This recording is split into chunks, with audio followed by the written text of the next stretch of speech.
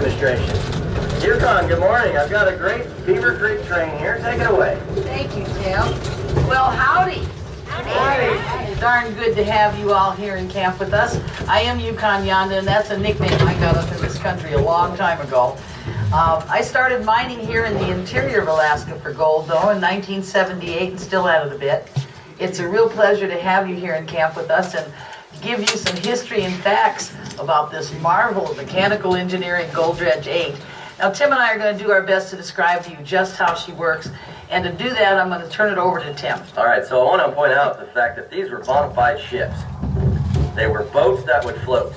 The FB company, again, that stands for Fairbanks Exploration. They had 8 of these dredges in their fleet. They were manufactured in Bethlehem Steel Company out of Pennsylvania. They transported in parts over the west coast to California, and they assembled it in San Francisco Bay. They put it all together, wanted to make sure it was working correctly. They then loaded it onto a series of steamships and barged it all the way up from San Francisco to a little town called Seward, Alaska. Seward, of course, is on the coast, pretty much due south of us, about 450 miles. In Seward, they then loaded it onto 114 flat cars and railed it via the Alaska Railroad 450 miles north here to Fairbanks. In Fairbanks, they then transferred it over the Tanana Valley Railroad, a replica of which you're on right now, and they railed it the rest of the way out here to Fox. We're in the community of Fox, Alaska right now. Now, they had a specific location where they wanted to begin digging, based on the data from the drill logs and the core samples I was telling you about. At that location, not far from here, about 4 miles, they dug a big hole, a pit, right on down to bedrock. In that hole, they then reassembled her, the whole dredge. When she was ready to go, they opened up the gates from the Davison Ditch and flooded that hole full of water, and she took float. As she would dig, then that pond would move forward with her. She had a total weight, a tonnage of 1,000 tons, but a draft of only 8 feet of the hull that would go down in the water. Now, so she's a bona fide ship. Now, these things in operation did 3 simple things. The dredges themselves would gobble up gold-bearing gravel, they would swallow the gold, and then spit out the rocks. And the business end of this dredge is in the front here.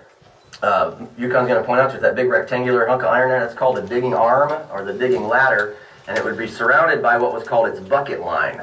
Those goofy-looking buckets on top of that ladder there. Now, this thing works just like a big old giant chainsaw blade. But you know how the teeth of a chainsaw would cut down into the wood? Well, in this instance, of course, it goes much more slowly and in reverse. And its teeth would consist of those series of buckets that were all pinned together along the top of the bucket line there, or the digging arm, and it would be going in reverse, cutting up into that gravel.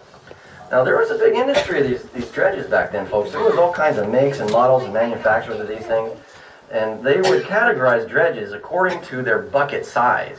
And in this instance, oddly enough, Gold Dredge number 8 is technically a number 6 dredge because every one of those buckets would hold 6 cubic feet of material. The smaller dredges that were manufactured over the years would work number 2s or 3s, which is to say 2 or 3 cubic foot per bucket. The big boys were number 10s, 10 cubic feet per bucket. The Gold Dredge 8 had 64 of these number 6 buckets in her bucket line, and a continuous feed 24 hours a day, 7 days a week throughout the mining season. Every one of those buckets weighs 1,500 pounds empty. Top speed was about 22 buckets a minute. In a 24-hour shift, this thing would gobble up, process, and spit out over 7,000 cubic yards of material. I'll put that in modern terms for you. If you're acquainted with, say, a standard 12-yard dump truck, which is to say that's the kind you commonly see at road construction work sites and so forth, that means they hold 12 cubic yards of material at the totally topped-off level full. Over 7,000 cubic yards of material equates to almost 600 fully loaded dump truck loads in one day. That's a lot of earth, folks. Every one of those bucket loads, as it would clumber and clank on